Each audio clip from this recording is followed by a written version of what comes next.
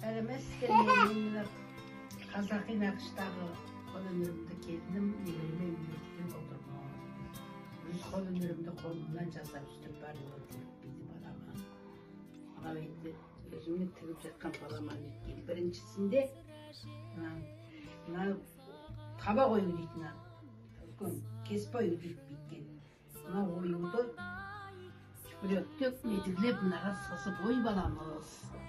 Ой баламызда мынадай матаға жапсырасың. Содан жапсырып ап мынаны әкеп мынадай мәшинеге бүйтіп картасын.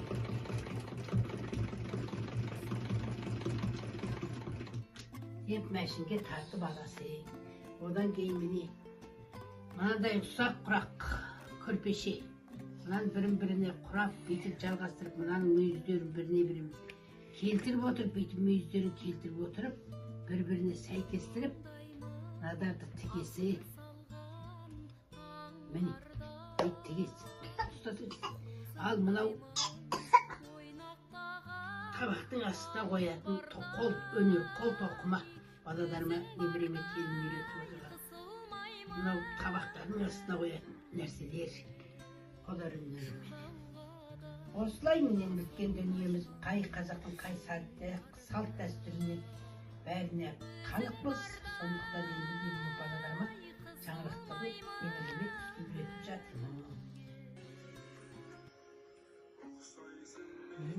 Менен бір туғанда ұқсайды мінез құлқым бір туғанда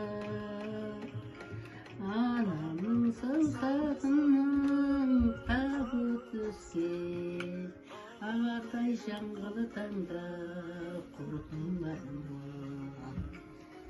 Анамның саусағының табы түскен ағардай жаңғылы таңда құртым бар ма?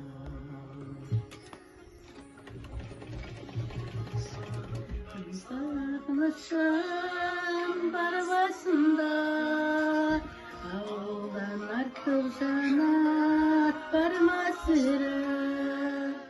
Өреден ірімшігі ақ башатын сағындым кез құйрығын қарға сында.